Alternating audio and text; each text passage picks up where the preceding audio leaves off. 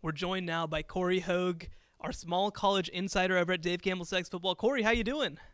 I'm doing great, Sean. It's great to talk with you again. Yeah, it's been a little while, but we have, for the first time of the year, the preseason All-Texas Small College team out today. Check TexasFootball.com to check all of it out.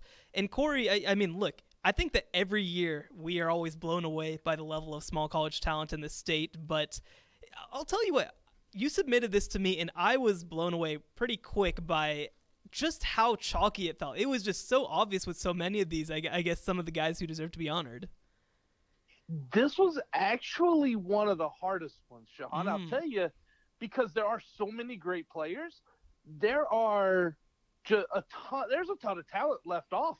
I was choosing between All Americans for positions at times, mm. Yeah, I and then for like the Jerry Rice Award winner. I mean, I was, he didn't make the list. That's the level of talent in this state. Right. And you mentioned it. I think that 16 out of the 26 players on this list have been All-Americans in the past. You got guys, obviously, 7 from Sam Houston, the team that won the national championship in the FCS ranks last year. I mean, when you go into this, I mean, what's kind of your strategy, I guess, because there's so many teams and so many players to be considered. How do you kind of narrow them down? Be honest with you, especially this season, I really started with looking at the All Americans list because I already had an idea there were so many there, and then I just kind of go by position and I put all the candidates out there, and then from there it's just splitting hairs, trying to find the position, some of the positions, wide receiver, quarterback, offensive line is so deep in this state. And the other challenge this year, Shahan, was who is returning and who's taking advantage of the extra year and who is not. Right. And let's start on that offensive side of the ball, okay? So Eric Schmidt, like you mentioned, is the quarterback. Cameron Ward is somebody who is certainly deserving.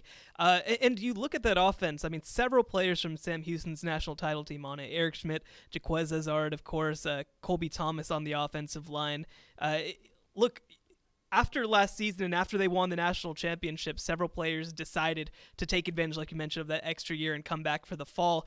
How loaded right now is Sam Houston? Oh, they are so loaded, and they had a few that just missed the cut. I mean, there's just an incredible amount of talent. And then you think most of those that we mentioned from that list from Sam Houston will be NFL draft picks. It just is amazing how much talent they have. And then on the defensive side, one thing that I noticed is on that defensive side of the ball, we really get to see some of the smaller college, the D2, the D3 really well represented. And especially I think you look at Mary Hardin-Baylor. Jefferson Fritz has been a guy who's been on this list basically every year since he's been a freshman. Coming up to his senior year, what do you kind of expect from him?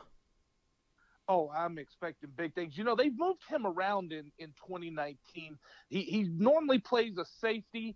They move him up to linebacker in 2019. Now I believe he's back at safety, kind of his natural position. They have Akeem Jackson, who also is on the list at linebacker, who just is amazing. And the other thing about Jefferson Fritz, he could have made the list as a punter as well because he's just that talented.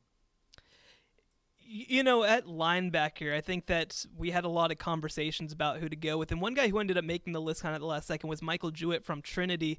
What has he kind of done to set himself apart? He is the leader of one of the top defenses in the state of Texas. Trinity is a team that defensively they are just so solid. And Coach Jeremy Urban, he has them ready to go every year. They're going to contend for the Southern Athletic Association title this year. And a big reason why is Michael Jewett. He has been amazing. This might be his third year in a row to be on it as well. He reminds me a lot of a Jefferson Fritz. He just is so talented, and he's the leader of the team. On offense again, Incarnate Word, like you mentioned, you don't have the guy who won the Jerry Rice Award, Cameron Ward, on it because there's only one spot at the quarterback position. But a guy that you do have is running back Kevin Brown.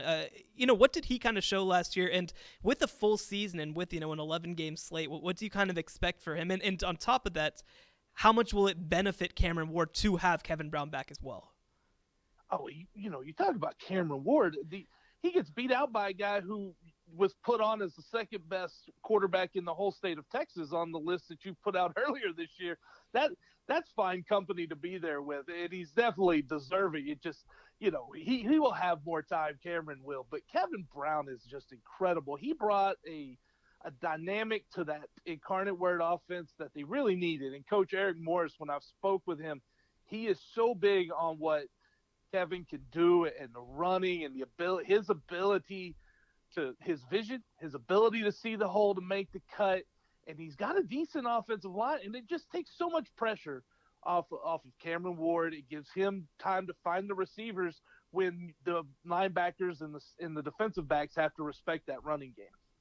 So looking at this list, let's close with this. Looking at this list, we've mentioned a lot of names. We mentioned some guys from Sam Houston. We mentioned some guys from Incarnate Word. But who is a guy on this list that you feel like doesn't get enough attention for what he does at any level?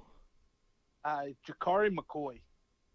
That guy at Angelo State, he could play for almost anyone in the country. I truly believe that. He is a defensive tackle, and it's hard for defensive tackles to really make the list for a preseason or an end of season list, but he dominates that offense, the offensive line, the opposing offensive line. He dominates that line of scrimmage right there. He cuts down your running game. You can't run the ball up the middle, and then he's got just a quickness to him and a speed. He puts pressure on the quarterback as well. He's one of the few complete package players that I've seen along a defensive line at the Division II level.